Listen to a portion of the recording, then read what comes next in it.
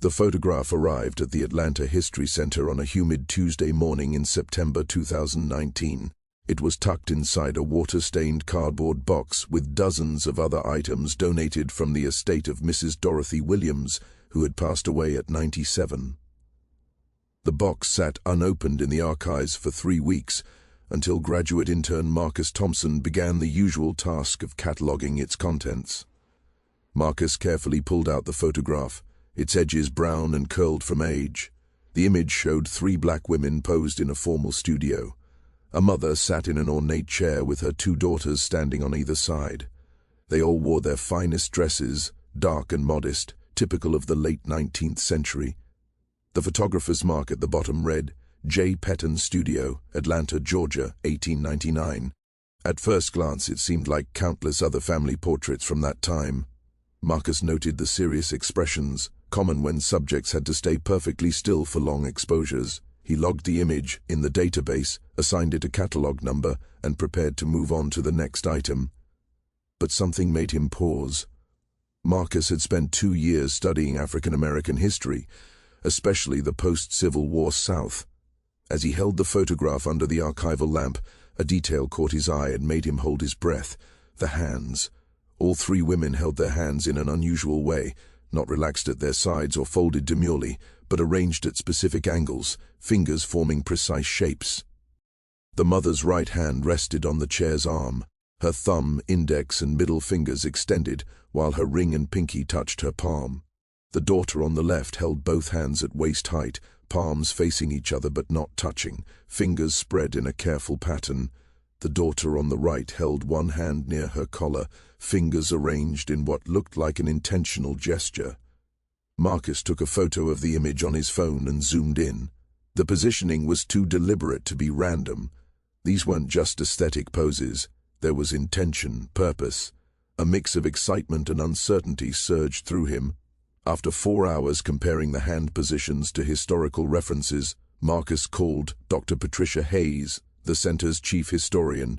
Dr. Hayes arrived at the archives within 20 minutes, reading glasses on a chain around her neck and a leather portfolio under her arm. At 62, she had spent 4 decades studying African American history in the South, publishing extensively on resistance movements and coded communication used by enslaved and freed people. The photograph was displayed on the light table with a high-resolution scan on the nearby monitor, B-bar. Marcus stepped back as Dr. Hayes leaned over the image, silent for nearly a minute, eyes scanning every detail. Then she noticed the hands. Her expression changed from curiosity to intense focus. She adjusted her glasses and zoomed in on each hand on the screen. "Where did this come from?" she asked quietly, eyes still on the monitor. "Estate donation. Dorothy Williams." "She was 97, Marcus said. "The photo was among her family items." Dr. Hayes nodded, and Marcus pulled up the donation records on his tablet. According to the paperwork, Mrs. Williams was the great-granddaughter of one of the women in the photograph, though they didn't know which one yet. Dr. Hayes studied the mother's hand carefully, then scrolled through photos on her phone, comparing the position to something Marcus couldn't yet see. "Do you know about the Underground Railroad?" Dr. Hayes asked. "Of course," Marcus replied, "the network that helped enslaved people escape to freedom before the Civil War." "Before and after," she corrected him, voice gaining strength. "Most people think it ended in 1865 with the Emancipation Proclamation and the 13th Amendment. But violence didn't stop. Lynchings, forced labor, black codes. The South found new ways to oppress black people legally. Some networks continued in secret, helping families move to safer areas." She turned the monitor toward him, showing a scanned historical document with crude drawings of hand signals. "These are conductor signals. Underground Railroad operators used them to communicate. Most were never photographed, only passed down by demonstration. Until now, we only had written descriptions and sketches." Marcus compared the document to the photograph. His heart raced. "Are you saying these women are showing Underground Railroad conductor signals in a formal photo taken 34 years after slavery ended?" Dr. Hayes's hands shook slightly as she reached for the photograph. "It shouldn't exist. Either this is a huge historical discovery or an elaborate coincidence, and I don't believe in coincidences when it comes to our ancestors." She pulled out her phone again. "We need a specialist, and we need to learn everything we can about Dorothy Williams and her family." Marcus felt pride and nerves at the same time. "What's first?" he asked. Dr. Hayes smiled slightly. "First we verify, then we investigate. If I'm right, this photograph could change what we know about post-Civil War resistance in the South. But we must be certain before claiming anything." She contacted Dr. Leonard Washington, a historian at Howard University who had spent 15 years studying coded communication used by formerly enslaved people. 2 days later, he arrived in Atlanta with a worn leather briefcase full of documents, journals, and copies of testimonies from descendants of Underground Railroad participants. The three gathered in the archives research room, the photograph on a large monitor. Dr. Washington, tall with graying temples and intense eyes, studied the image silently before speaking. "The mother's hand," he said, pointing. "Thumb, index, middle extended, ring and pinky folded. That's the safe house marker. It shows a location for shelter, and the finger arrangement tells how many days, so Mione could stay safely." He zoomed in on the daughter to the left, her hands, palms facing each other. The space between them measures roughly 20 meters, communicating distance to the next safe spot without words. "And the other daughter?" Marcus asked. Dr. Washington moved the image to the right daughter's hand near her collar. "This is the warning signal. Fingers in this position show danger, specifically law enforcement or bounty hunters." Dr. Hayes wrote rapidly in her notebook. "So if we're right," she said, "these three women are sending a message, safe house here, next point 20 meters away, beware of law enforcement." They encoded a whole message in a family portrait. Dr. Washington pulled out a photocopy. "Look at the photographer, J. Petton." Formerly enslaved people mentioned a sympathetic photographer in Atlanta who sometimes added people to images for documentation, helping those needing new identities. Marcus shivered. So he was part of the network? "Possibly," Dr. Washington said. "If so, this wasn't just a family photo. It was a document, a map to be shared. The photo could travel without words." Dr. Hayes paced, mind racing. But why 1899, so long after slavery ended? What were they protecting people from? Dr. Washington's face grew serious. 1899 was a violent year for black people in Georgia. Lynchings were high. The convict lease system forced men into brutal labor. Entire communities were threatened. The Underground Railroad didn't end. It evolved. It helped families relocate, hide from false accusations, move children away from exploitative labor. These women weren't just symbolic. They were active in resistance. Marcus now saw the three women not just in their Sunday best, but as brave operatives in a secret network, documenting their work despite the risks. The next step was identifying them. Dr. Hayes contacted Dorothy Williams' surviving family, starting with her grandson James in Savannah. At first skeptical, he agreed to meet at the History Center. James arrived on a Saturday, a man in his early 60s with kind eyes and high cheekbones like his great-grandmother. He carried a small wooden box, smooth from generations of handling. "My grandmother rarely spoke about her family's history," he said. "Some stories were meant to be kept quiet. Before she died, she gave me this box, saying someone would eventually ask the right questions." Inside were 3 items: a small leather journal with brittle yellow pages, a silver locket with a tiny photo, and a folded cloth with embroidered symbols.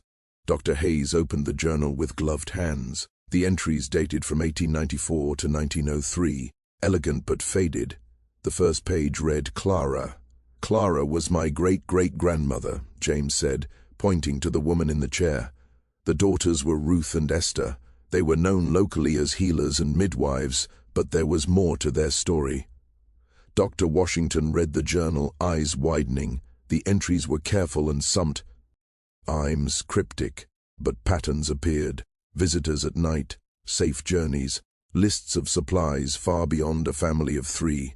One entry from May 1899 read, "3 souls departed Thursday last, made it to the second house without incident. Sent word ahead. Concerned about the road ahead. R says her hands remembered the old ways." Marcus photographed each page while Dr. Hayes examined the embroidered cloth. The stitched symbols matched the hand signals from the photograph, a visual code in thread. "Your ancestors were incredibly brave," Dr. Hayes said, voice thick with emotion. "Clara, Ruth, and Esther weren't just surviving, they were saving lives." James wiped his eyes. "My grandmother used to say, 'Our hands built this country, and our hands know how to protect our people.' I never understood what she meant, until now." The locket contained a second, smaller photograph, the three women again, this time standing outside a modest house with a distinctive red brick chimney. Dr. Washington recognized it immediately. "I know this house," he said, excitement in his voice, "or at least I know of it." Oral histories mention a place in Sweet Auburn, Atlanta, a house with a red brick chimney where people could find help. It was called the Potter's House, though the testimonies never explain why. Dr. Hayes made a note. If they could locate it and match it to property records, they might trace more of the network's activities and possibly identify other families the women had helped. Over tea, next 2 hours, James Williams shared everything his grandmother had told him. Stories of women in the family known for discretion, unusual hours, and always having extra food. Tales of visitors who arrived at night and vanished by morning. Warnings passed down through generations: keep certain truths private, because silence was protection. "She told me once," James said quietly, "our family's hands carried memory. If I ever felt lost, I should look at my own hands and remember what they came from."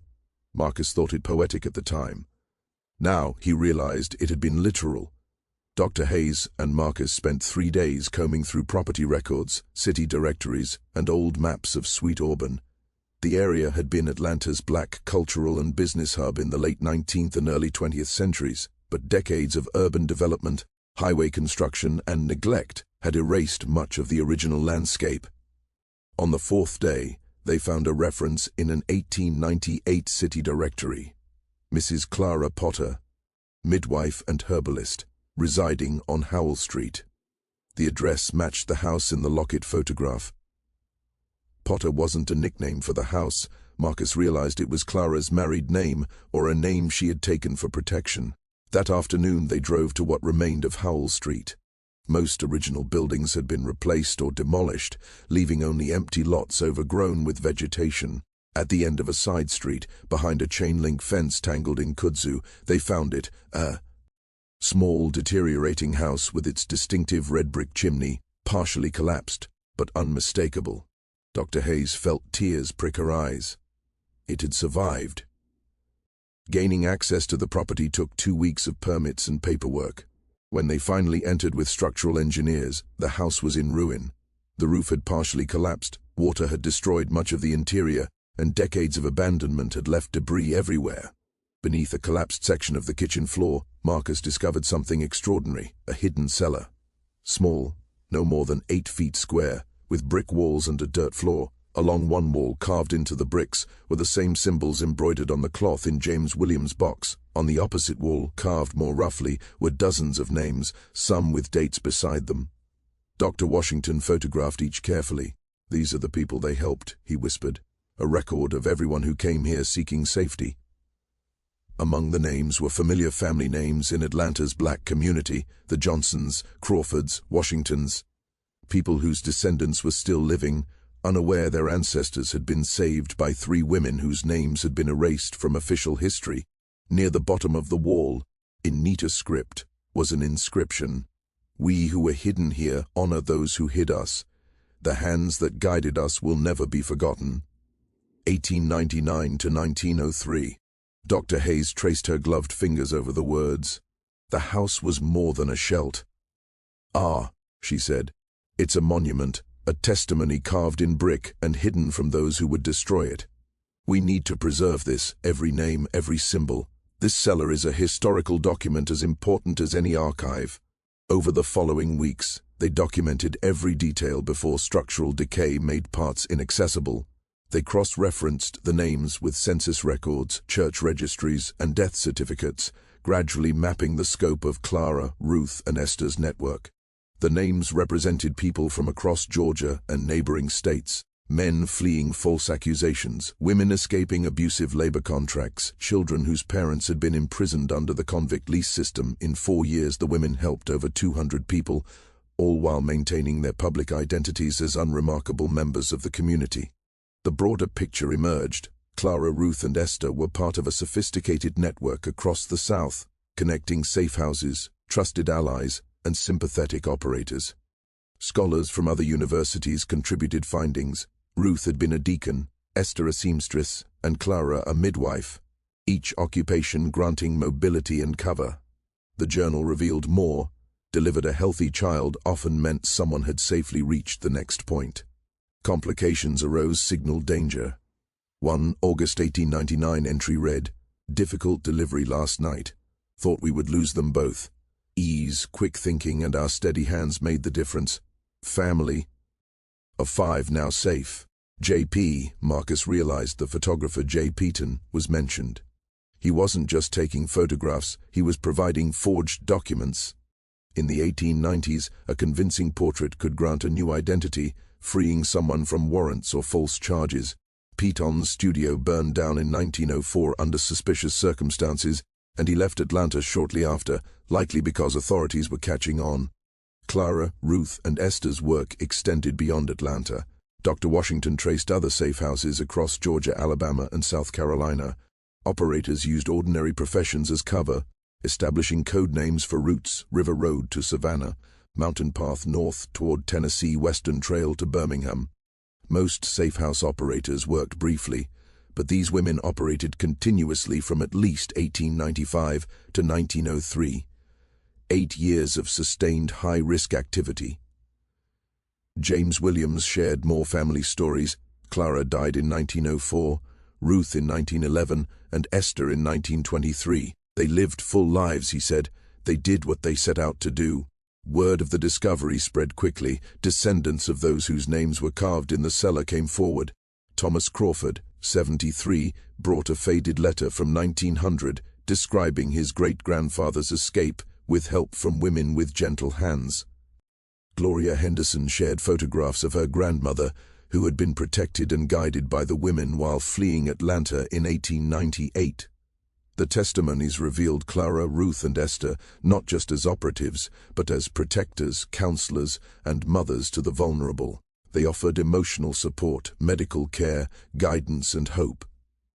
Dr. Hayes faced skepticism from some academics who questioned whether the hand signals were truly codes or coincidental. Marcus noted that resistance often meets extra scrutiny when carried out by black women. If the operatives had been white, their bravery would have been celebrated. Undeterred, Dr. Hayes organized a symposium at the History Center. James Williams presented the photograph to a packed room. "These women risked everything," he said, "not for glory, but because it was right. The proof isn't just in documents, it's in the descendants alive today, because Clara, Ruth, and Esther refused to stay silent." The exhibition Hands of Deliverance, the secret network of the post-emancipation South, opened soon after. It displayed the photograph, journal excerpts, symbols, and the names carved in the cellar. The most powerful element was the Wall of Descendants. Over 300 living people holding signs with the ancestors' names and years they were helped. Visitors came in droves. Teachers brought entire classes. Families discovered long-hidden connections. James donated Clara's journal and embroidered cloth to the permanent collection. Preserver. Ton continued at Potter's House. The city designated it a historic landmark. Restoration plans included preserving the cellar exactly as found, a sacred space honoring those saved and those who saved them. Dr. Washington published a comprehensive book documenting the network and similar operations across the South on a warm September afternoon in 2021. Exactly 2 years after Marcus first noticed the hands in the photograph, a ceremony was held at the restored Potter's House. Descendants of Clara, Ruth, and Esther gathered alongside descendants of those they'd saved, spanning 5 generations. A bronze plaque was unveiled near the entrance. In this house, Clara, Ruth, and Esther Potter guided more than 200 souls to safety between 1895 and 1903. Their hands spoke when words were dangerous. Their courage saved lives when silence would have been easier.